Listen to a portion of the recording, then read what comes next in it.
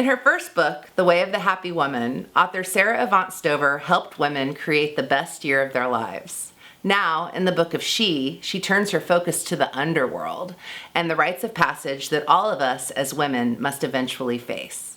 I hope you'll enjoy this recent interview I did with Sara about the book of She. The title of your book is The Book of She. Who is she? She is the divine feminine at large, and we all have different names for her. For some it might be Mary, for others it might be Durga or Kali or Pele or Spider Woman. So she represents the larger divine feminine, but there's also a she that lives within each of us as women. And this is the intersection between our humanity and our divinity. And where those intersect is our feminine soul, which I call our she. And this is a relationship that each of us can and needs to nurture and be in deep intimacy with in order to guide us in all areas of our lives. The subtitle of your book is Your Heroine's Journey into the Heart of Feminine Power. What is the heroine's journey, and how does it compare to the hero's journey that Joseph Campbell wrote about? Well, Joseph Campbell's hero's journey was really targeted for men. He wrote in the mid-1900s when most women were staying at home raising their children. And he actually said that the hero's journey was not intended for women. He believed that women were already living in the arrival of the hero's journey and therefore didn't need to undertake it. So things have changed a lot since the 1950s, and women are rising into power, becoming breadwinners for their families at rates that are bigger than we've ever seen at any other time in history. So we need a roadmap for a woman's initiation into her individuation and her empowerment. And I based the heroine's journey on my studies of Maureen Murdoch, who wrote a book called The Heroine's Journey in the 1990s. She was a Jungian analyst.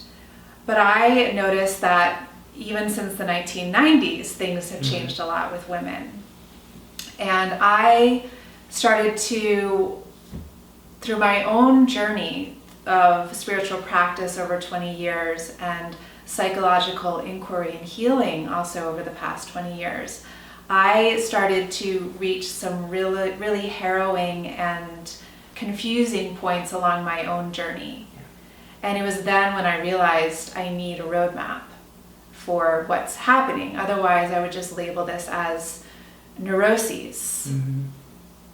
And as I started to go through my own journey and to start to piece together different aspects of it in order for it to make sense in an empowering light, more and more women were coming to me with similar stories.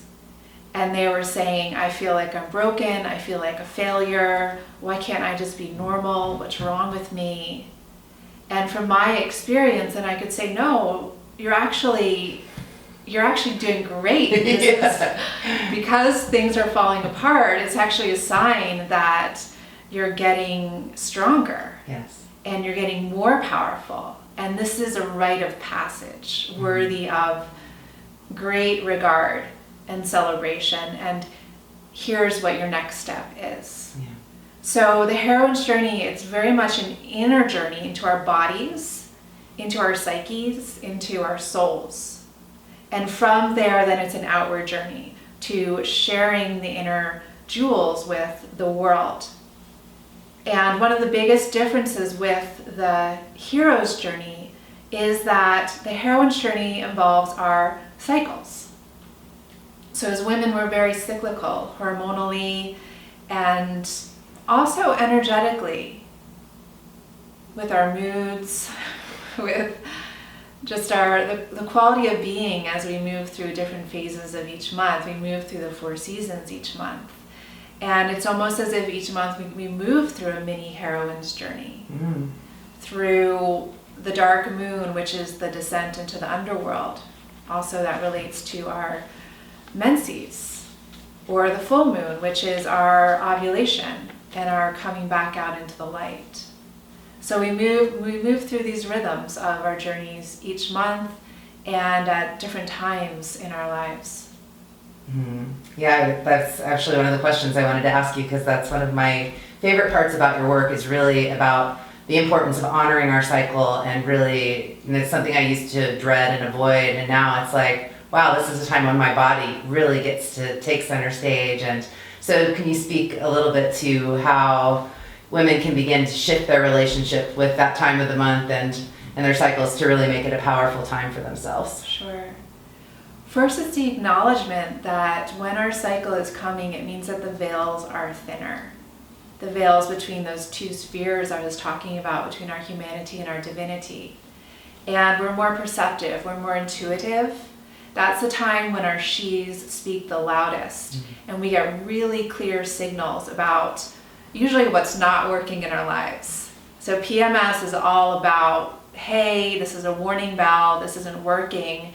Whatever we're getting irritated about is something that we need to pay attention to and maybe draw a stronger boundary in an area where we're being out of alignment with ourselves or we see something that's out of alignment in the world around us.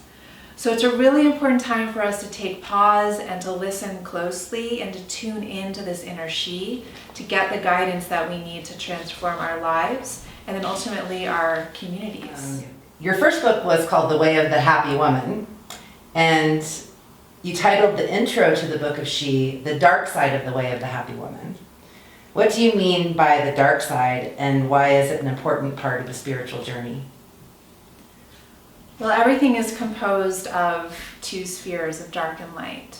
We can't be in the light without casting a shadow. And the brighter we are, the denser our shadow is going to be.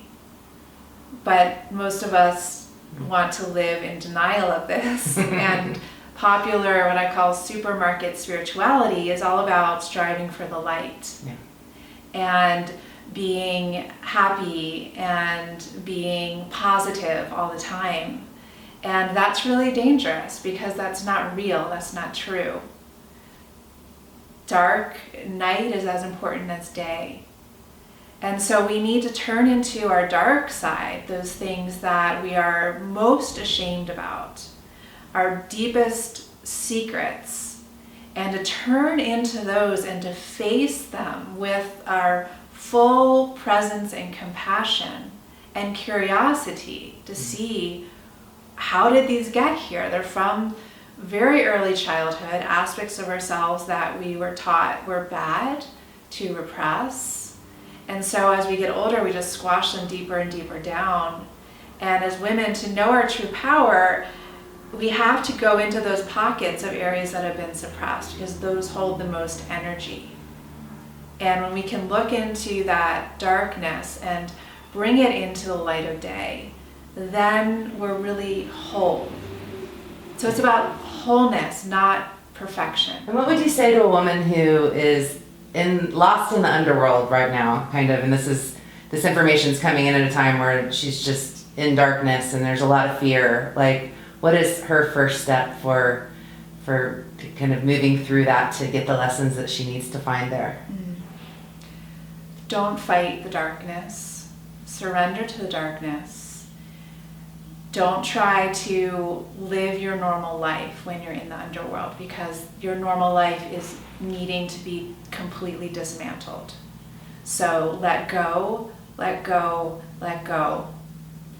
Trust your experience, trust yourself, turn into your inner guidance, cultivate a relationship with your she.